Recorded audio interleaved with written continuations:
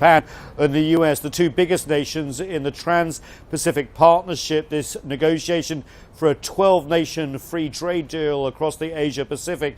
But in a hint of obstacles remaining, US President Barack Obama said he saw a lot of Japanese cars here on American streets, but not enough American cars on the streets of Japan. One area they can agree on, though, is the defense alliance. They are updating this alliance for the first time since 1997. Japan is passing domestic legislation which is going to make it able to be more robust in defense, not just of itself, but its allies like the US in East Asia. And US President Barack Obama welcomed this. For the first time in nearly 2 decades, we've updated the guidelines for our defense cooperation. Together, our forces will be more flexible and better prepared to cooperate on a range of challenges, from maritime security to disaster response.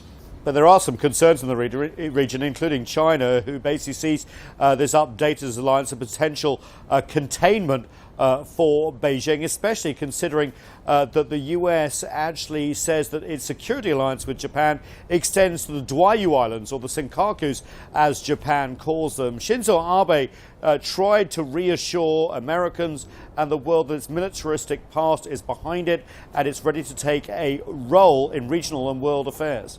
The world is facing numerous challenges more than ever. Japan will be at the forefront with the United States in addressing regional and global challenges while developing our bilateral ties with the United States in a consistent manner.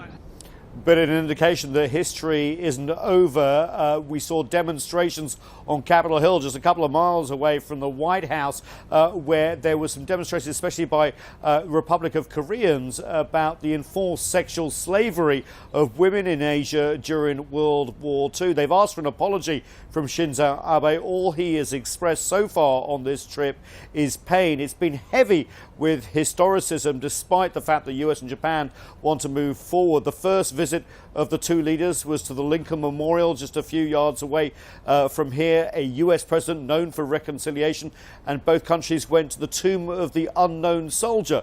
Many of those unknown soldiers died fighting the Japanese 70 years ago.